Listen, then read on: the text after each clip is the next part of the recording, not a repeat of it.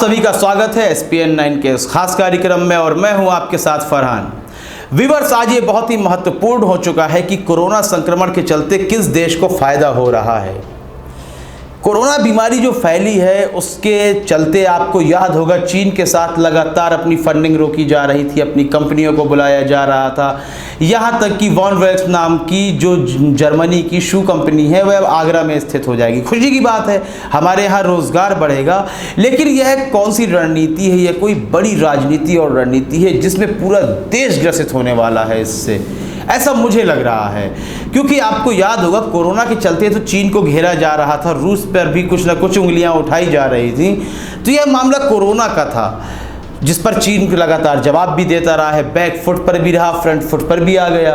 लेकिन मौजूदा समय में आपको याद होगा हांगकांग की जो एक समय सीमा थी चीन के साथ जुड़े रहने की, वह ख़त्म हो रही है, जिससे हांगकांग में प्रदर्शन होने लगे थे। बीते समय में भी हुए थे, फिर हो रहे हैं। उसमें लोगों को गिरफ्तार भी किया गया था, कुछ लोगों ने अपने जान से भी हाथ धो बैठे थे कुछ लोग।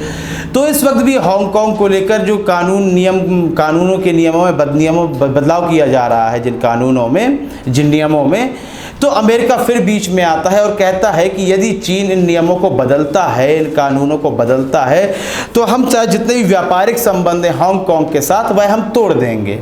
यह अमेरिका का कहना है। तो अब आप सोचिए, बात कोरोना से शुरू हुई थी और हांगकांग पर आकर टिक जाती है कि मतलब ये एक योजनाबद्ध युद्ध है। क्योंकि अभी मौजूदा समय में आपने देखा होगा कि अमेरिका ने एक मिसाइल का परीक्षण किया है और कहा कि हम ऐसे विमान बनाने जा रहे हैं जो डबल शक्ति वाले हैं, ऐसे मिसाइल बना रहे हैं जो डबल पावर वाले हैं। तो रूस ने उसके बदले में यह भी कहा था कि हम ऐसे मिसाइल और विमान पहले ही बना चुके हैं। तो आप सोचें, ये मामला कोरोना का बिल्कुल नहीं था कि आप चीन या रूस के साथ किसी प्रकार का पंगा लेना चाहते हैं, लड़ना चाहते हैं, बल्कि ये तो एक तयशुदा बात लग रही थी। और कहीं ना कहीं उसकी भेंट चढ़ता नजर आ रहा है भारत भी मौजूदा समय में। क्योंकि अमेरिका की घेराबंदी अब तक किसी ने नहीं की है, बल्कि अमेरिका खुद कह रहा है कि हम ऑस्ट्रेलिया को सुरक्षा देंगे चीन से, जबकि चीन ने अभी ऑस्ट्रेलिया को किसी प्रकार की धमकी नहीं दी है। लेकिन ऑस्ट्रेलिया उन देशों में है जो चीन में जांच करने की मांग कर रहा था, उसमें जर्मनी भी है और भी तमाम देश आते हैं। तो यहाँ पर बिल्कुल आपको सोचना होगा कि यदि कोरोना को लेकर ही ये पूरा मामला तैयार हो रहा था, यह तो गलत है।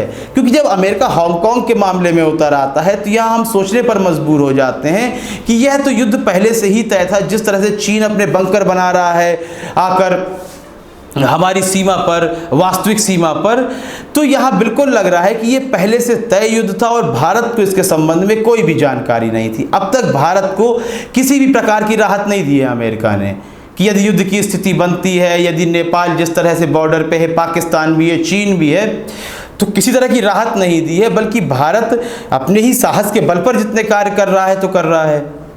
तो हमें अभी मदद की ज़रूरत भी पड़ेगी। अमेरिका कब साथ आएगा? क्या ये वाकई में तयशुदा युद्ध है? कोरोना का संबंध इन युद्धों से बिल्कुल नहीं है, यह तो होना ही था। इस संबंध में अपनी राय अवश्य दें, कार्यक्रम को लाइक करें, ज़्यादा से ज़्यादा शेयर करें और चैनल को सब्सक्राइब अवश्य कर दें। तब तक के लिए इजाज़त दीजिए, धन्यवाद।